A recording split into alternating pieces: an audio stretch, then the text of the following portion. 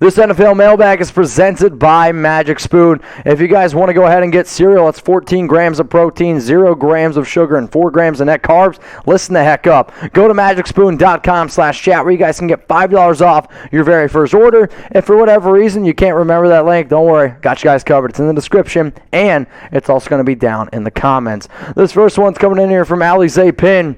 Are the Arizona Cardinals a better team than the Browns? It's really close. I'm still going to base it off of I think the Browns are a better overall team, though. I want to see that these two teams go up against each other at some point this season. But the Browns, I get it that they lost, and I get that the Cardinals won, but the Chiefs, to me, are still one of the most complete teams, if not the best team in the entire league. Joe, why are people interested in giving Josh Gordon a chance, but Kaepernick is not mentioned anymore? I think the reason why Kaepernick's not really mentioned anymore is because he hasn't played since, 2016? And even when he did play last, it did not look very good whatsoever. In terms of Josh Gordon, he played a lot more recently, like 2019, right? So he's also been on an NFL franchise. But I'm kind of with you that I'm not giving Josh Gordon a chance. Isaiah Mickles, do you think Miami will be one of the worst teams in the league again? I mean, they just beat the New England Patriots 17-16. Did Tua Tagovailoa play good? No, not really play well. My English is good, right? But I still don't think this is going to be a team that wins 10 games. The more and more I watch this team from top to bottom, they're not quite the same as what they were on defense last year. Was kind of confused by some of the moves Brian Flores made. However, I have to be able to trust Flores because he is one of the better coaches. But I'm going to say this team wins like 9 games. Otis Hurts. Tua played decent versus the Patriots, but I still think Deshaun would be a major upgrade. I mean, Deshaun Watson would be a major upgrade over Tua Tagovailoa, and I understand, when you draft somebody in the top 5, you want them to be on the field, you want them to be producing for you. Deshaun Watson is one of the better quarterbacks in the league. However, there is a 0% chance I am trading for him right now because he's got 22 allegations against him. What kind of message does that send to your fan base, to your franchise, if you're like, I don't really care if this guy did what he's claimed to maybe potentially have done. If it comes out a year from now and nothing happened, okay, I get it. But there's no way I'm trading for Deshaun Watson right now. Now, what I want you guys to do is if you had your question answered on today's show, if you could post it on Twitter, I would appreciate that. Tag me at MitchellRens365 because I get that I'm the one answering it. But the thing that I love about Twitter is if you post that question, there's going to be tons of people that answer it. So click the share button underneath the video, select the Twitter icon, and then click post to Twitter. Tag me, tag Chat Sports, tag Jeremy at JIB. Then let us know what you thought about it and let me know what the Twitter world thinks about it. All right, this next one's coming in from Noah Dye. Who do you see breaking Peyton Manning's passing touchdowns record this year? I don't know if anybody's going to break it this year. Technically, I think the only guy on pace to do it is what? Actually, I guess with the extra game, it's different. Jameis Winston's on pace to break it right now, but sooner or later, the record will be broken now that there is that extra game. If you're going to ask me who I think has the best chance, I'm obviously going to say Patrick Mahomes because he's just going to chuck the ball around. Dak Prescott would be a sneaky one simply because, if he threw the ball 58 times, and they seemed like just about every single play that they were going to try to chuck the ball. So I would say either Mahomes. I also think that Dak Prescott could do it. Let's go to Bailey X. Is Taylor Heinicke the answer for the Washington football team? Is the answer for week 2? Probably. Is it the answer long term? No.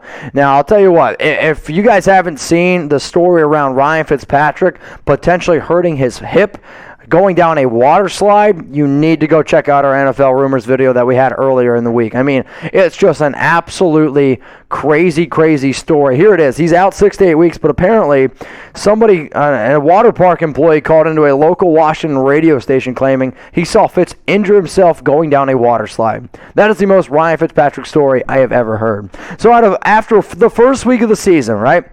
What division do you guys think is the best in the NFL?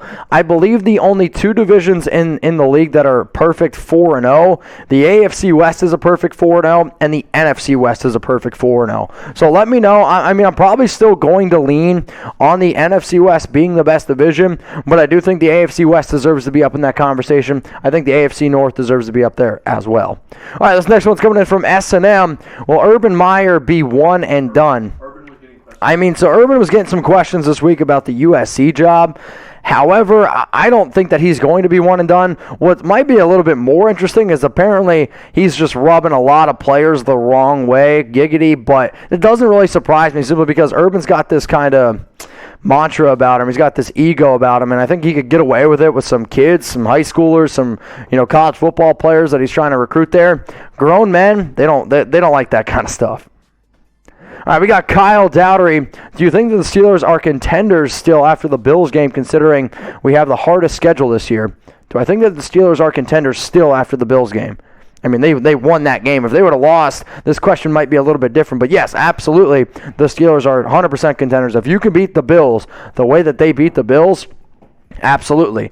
The issue is, what does Ben Roethlisberger look like at the end of the season? Because he was a good quarterback at the beginning of last year, started to fall apart because he got up there in age and the arm got weaker. I'm not too worried about the Steelers now. It's how they look at the end of the season. Maybe Big Ben needs to go ahead and get himself some Magic Spoon so he's actually healthy at the end of the stretch. Go to magicspoon.com/chat. High in protein, sweet and delicious, and it's low in carb. Remember all the cereal they ate as a kid? Remember the cereal that was literally like 26 grams of sugar? In fact, what I want you to do right now is go home, look at the cereal in your cupboard, and I want you to think about how unhealthy it is. And then when I throw out numbers like 0 grams of sugar, only 4 grams of net carbs, and it's actually high in protein, it's not even comparable. I almost guarantee you, once you get one spoonful of this stuff, you're like, okay, I can understand the name Magic Spoon. So if you want to hook up, $5 off your very first order, magicspoon.com/chat.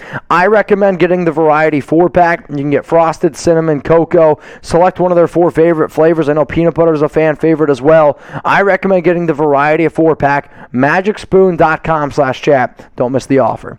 Let's go to Bailey X. Which rookie wide receiver stood out to you week 1 the most? Out of all the rookie wide receivers, I'm trying to think off the top of my head which guy really stood out to me. I wanted to see a little bit more out of Jalen Waddle, probably Jamar Chase. Jamar Chase, there was at times his route running ability, and I'm 100% going to go with Chase because one of the everyone was freaking out in the preseason because they had a few drops and it's going to happen.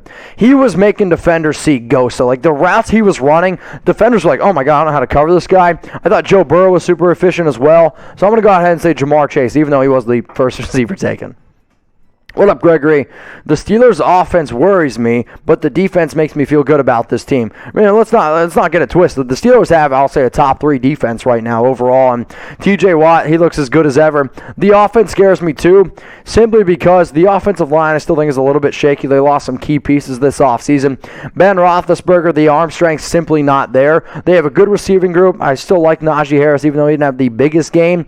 But Buffalo's defense I also thought stepped up a lot better. But I'm curious to see what the Steelers do this week going up against the Las Vegas Raiders. Gregory, appreciate the comment. If you want to watch my watch party in the Raiders report, go check it out. Though it seems like you're going to be rooting against the team I'm going to be rooting for. All right, the next question coming in, guys. Hashtag NFL or Super Chat. Shiver me timbers. Cleveland should have beat KC. Still, in my opinion, the best team in the AFC. So you're saying that you still think that Cleveland's the best team in the AFC. I'm going to simply disagree. You lost to the Chiefs. The Chiefs flat out beat you. Do I still think that Cleveland is one of the best teams in the league? Yes, I do. Do I think that they might be the best 0-1 team in the league? Yeah, I probably do. But you can't say that they're the best team in the AFC. I'm sorry. You can't. They lost to an AFC team. Now, if you guys love what we're doing here at Chat Sports, go ahead and subscribe. That way you guys never miss anything. To make sure that you join all of our live shows, we go live every single Monday and Wednesday at 4 p.m. Eastern Time. 1 p.m. Pacific. When you hit that subscribe button, also turn on your notifications. It looks like that little bell right underneath the video. You just click that bad boy and then hit or enable notifications. That way, again, as soon as we drop a video, you're going to go ahead, you're going to get that push right on your phone. You're going to be able to click it like a text message. So join us for more live shows here at Chat Sports. We're also breaking down the latest news, rumors, and we're interactive. So I see Bailey, Howie, CWE, Bobby, Darkman West. Appreciate you guys watching this live show. If you didn't hear your name, maybe it's because you're not subscribed. Let's go to Chris. Who's the most disappointing team? The most disappointing team from week 1, the Green Bay Packers, as I would rank them at number 1, losing 38-3. The next team would probably be the Tennessee Titans. They lost 38-13.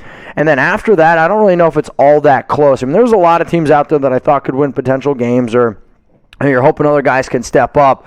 But I think most people watching right now, and I want you guys to go down in the comments and let me know, I believe the Green Bay Packers most disappointing, and then the follow-up to that is the Tennessee Titans. Just because we thought that those teams are probably going to be top 10, probably going to be contenders for a Super Bowl. And if they play the way that they did, they ain't even going to make the playoffs. What up, Bailey?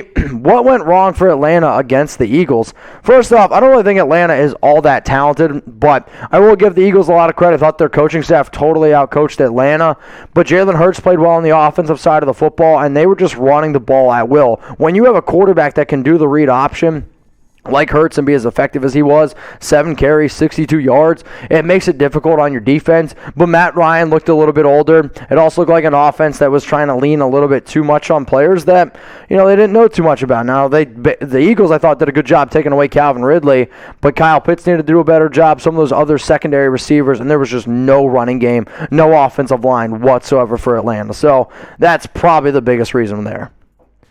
What up, Brad? Buck, you're next up here. Was that Raider game the craziest you've ever seen? I mean, it was definitely up there, right? I mean, the fact that this game was 17-10 in the fourth quarter. Think about that for a second. Then the Raiders tied it up 17-17. The Ravens go down. They make it 24-17. The Raiders then make it 24-24. The Ravens then make it 27-24. Raiders, no timeouts remaining, 37 seconds left. Daniel Carlson gets down there to a 55-yard field goal. Kick is up, kick is good. And then in overtime, the Raiders hit Bryan Edwards all the way down at like the 1.5-yard line. Originally, he rolled a touchdown. Players start storming the field. They're like, all right, he's down at the 1. And then you basically get a false start. There's an interception. The Ravens get the ball. The Raiders get it back, and it's a touchdown. I mean, for an absolute roller coaster. So I'll say it's probably the second craziest watch party I've ever done. The craziest being when the Raiders beat the Chiefs last year.